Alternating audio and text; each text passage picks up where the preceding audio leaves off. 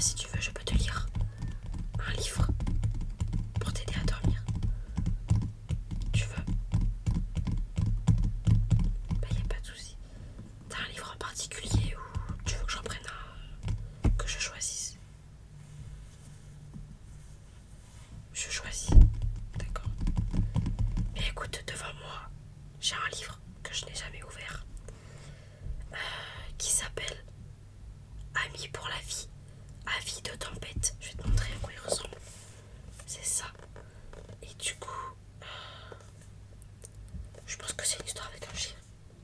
Je vais te lire, si tu veux, ça. Je pense que pour un début, je vais te lire le synopsis. Avis de tempête. Émilie et son labrador ont le pouvoir de pressentir le danger. Ensemble, ils vont sauver des vies. Alerte, un ouragan menace de s'abattre sur la ville. Les habitants font des réserves de nourriture et se barricadent chez eux. Mais quand Zach devine qu'une femme est en détresse, il n'hésite pas à sortir en pleine tempête. Émilie n'a pas le choix, elle doit le suivre. Du coup, je vais commencer par te lire. Alors, il y a 3 tomes. Celui-là, c'est le tome 2. Et j'ai le tome 3. J'ai pas le tome 1 par contre. Du coup, c'est parti. Chapitre 1. Donc ça se présente comme ça. Je te laisse te détendre. Et puis, on va commencer par cette petite lecture. Chapitre 1. Zachary n'était pas du tout décidé à prendre la pause. Être un chien n'est pas une excuse, se dit Émilie. Depuis 2 heures, elle essayait de faire son portrait. Mais aucun de ses dessins n'était ressemblant. Elle tourna une nouvelle page de son cahier, puis une autre et une autre encore. Le ciel lumineux du mois de septembre éclairait la baie tandis que les grands sapins tapissaient de vert le paysage. L'eau de l'océan, d'un bleu sombre, était agitée, le décor idéal pour son croquis. Si seulement Zachary voulait rester assis sur le ponton sans bouger, elle réussirait à peut-être restituer son air si noble.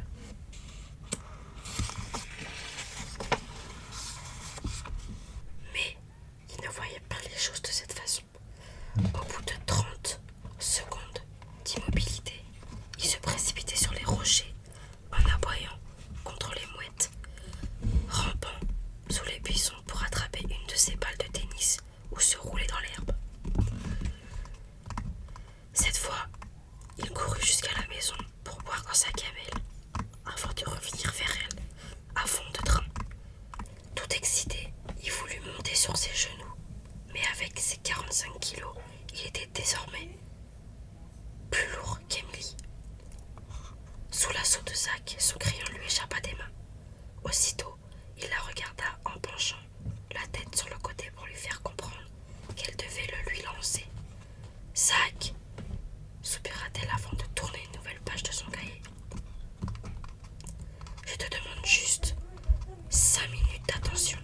Après, on pourra jouer. » Zachary dressa les oreilles au mot « jouer » et lança un bref aboiement. Peut-être qu'il voulait mieux laisser tomber. Peut-être qu'il fallait mieux laisser tomber et s'amuser à lui envoyer des balles ou des morceaux de bois.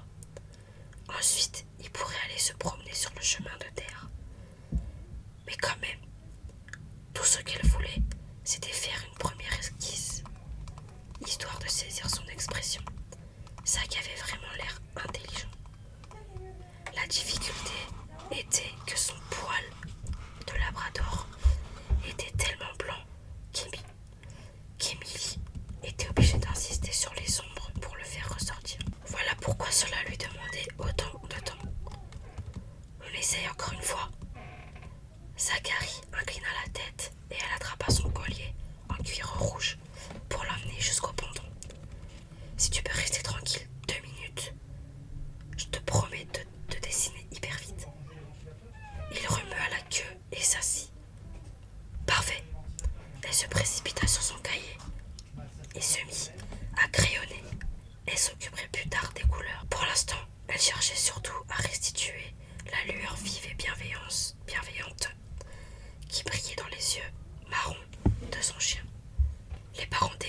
l'avait inscrite petite à un cours de dessin où elle avait appris pas mal de choses. Assez pour se rendre compte de tout ce qu'elle ne maîtrisait pas. Le professeur d'art plastique de son nouveau collège, Monsieur Reed, était un vrai artiste, lui. Avec un peu de chance, il lui apprendrait à améliorer sa technique. Il avait même dit qu'il organiserait un atelier de peinture après les cours, si cela intéressait suffisamment d'élèves. Zachary était très patient à présent, et le croquis d'Emily avançait bien. Seulement, le labrador semblait avachi. Elle aurait aimé qu'il se redresse un peu et qu'il lui donne la patte. « Est-ce que tu peux lever ta patte, s'il te plaît ?» demanda-t-elle en montant sa main gauche, comme ça. Zach lui adressa un regard perplexe. Parfois, elle avait l'impression qu'il comprenait ce qu'elle disait. Elle avait donc pris l'habitude de lui parler tout le temps. En réalité, leur communication allait plus loin que cela. Ils avaient un genre de lien mental. C'était fantastique, mais perturbant à la fois. Par exemple, ils faisaient souvent les mêmes rêves et les mêmes cauchemars. Et quand elle avait cette envie subite de courir dans le jardin des voisins pour voler un steak sur le barbecue, ce n'était pas sa propre volonté, mais celle de Zachary. Elle n'en avait pas trop parlé, parce qu'elle n'était pas certaine de ce que cela signifiait. En vérité, elle était presque sûre que Zach et elle lisaient dans les pensées l'un de l'autre. Seuls ses meilleurs amis, Bobby et Karen étaient au courant. Emily ferma les yeux et imagina Zach assis sur les pontons, l'air intelligent et sûr de lui, comme une vraie star d'Hollywood. Elle rouvrit les paupières et découvrit Zach dans une posture plutôt instable, la patte droite en l'air, pas très à l'aise. Il tint la pose quelques secondes, histoire de pousser un gémissement. « Je suis désolée », lâcha-t-elle avec un sentiment de culpabilité. Elle l'avait recueilli 6 semaines plus tôt, alors qu'elle était échouée sur les rochers devant chez elle, gravement blessée. Elle avait entre autres la patte avant gauche cassée. On venait juste de lui enlever son plâtre et elle devait être encore fragile. C'était idiot de ma part, ajouta-t-elle pour s'excuser. Elle baissa à nouveau les paupières et se représenta cette fois avec la patte gauche levée, pour que le poids de son corps repose sur celle qui était solide. Zach remua la queue et s'exécuta. « Génial !» s'exclama-t-elle en retournant à son dessin. « Tu es un très gentil chien. » Zachary resta immobile pendant une bonne minute, jusqu'à ce qu'un écureuil saute dans un arbre voisin. Le labrador bondit aussitôt en aboyant joyeusement. Bon, mieux valait faire une pause. Emily posa son matériel et s'allongea dans l'herbe. Quelques nuages apparaissaient dans le ciel, en même temps que tombait un léger brouillard. Mais il y avait encore une belle lumière en ce début d'automne. « On dirait que tu as réussi à le faire tenir en place quelques minutes, » lança son père. Emily sursauta, elle ne l'avait pas entendu arriver. « Quelques secondes, tu veux dire ?» répondit-elle, en se redressant pour voir ce que fabriquait Zach. Il était dans le jardin, un carré de terrain où les fleurs poussaient dans tous les sens, occupé à creuser un trou. « Maman ne va pas aimer ça », remarqua Emily. Theo Fengold lança un coup d'œil vers le chien. « Si ça se trouve, il était en train d'arracher des mauvaises herbes, » commenta-t-il. Il se tut un instant avant d'ajouter. « Est-ce qu'on est censé crier ? Non, mais changez un !» Emily sourit. Son père avait grandi à New York et n'avait jamais eu d'animaux domestiques avant Joséphine, la chatte qu'elle avait reçue pour ses 6 ans. S'il s'était habitué à un chat capricieux, il ne s'était pas encore fait à l'idée d'avoir un chien. Et un grand en plus. « Non, Zach !» cria Théo sans conviction. Zach continua à creuser. « Je n'ai pas beaucoup d'autorité, constata-t-il. Emily réprima un rire.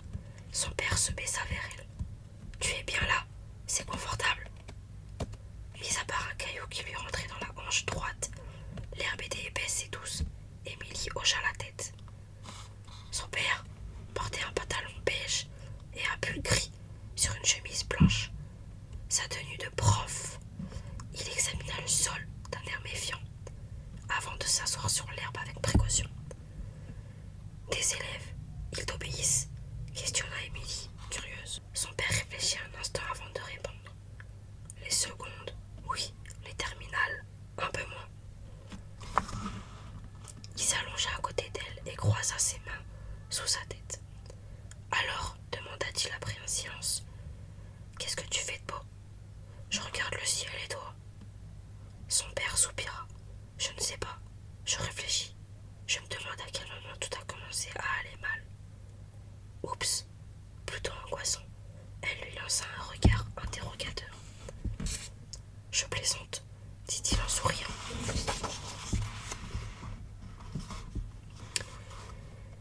Ils demeurèrent ainsi un moment à suivre les nuages des yeux et à observer le brouillard recouvrir la baie.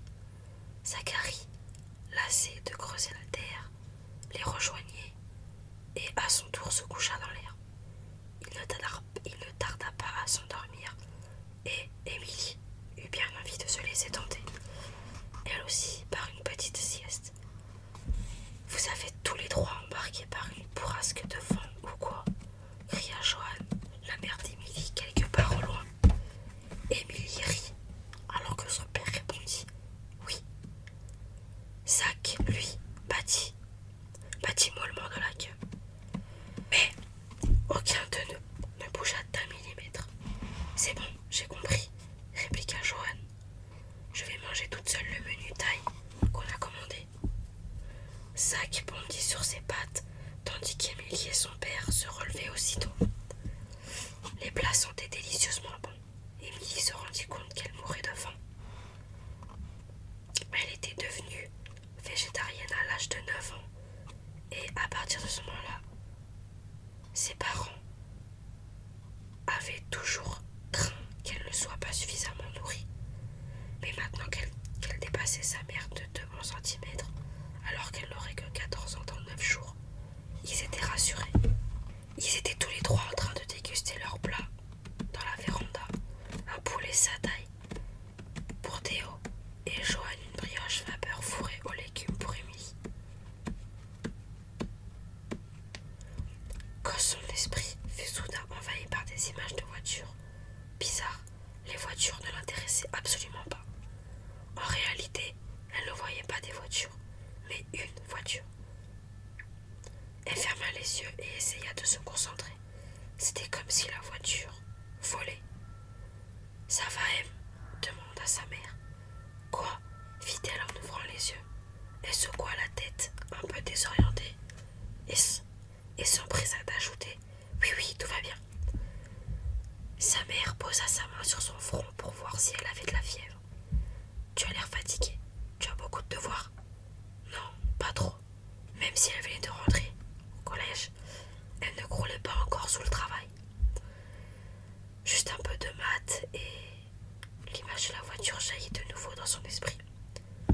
Cette fois, on aurait dit qu'elle tombait.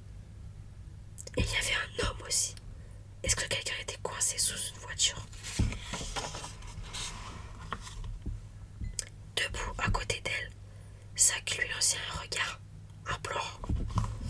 Quand il comprit qu'elle avait bien reçu le message, il fit demi-tour et partit en courant. Pas besoin de plus d'explications. Il y avait urgence. Émilie lâcha sa fourchette et se lança à sa suite. Elle ne savait ni où ni comment, mais elle était certaine d'une chose. Non loin de là, quelqu'un était coincé sous une voiture. J'espère que cette histoire, que ce premier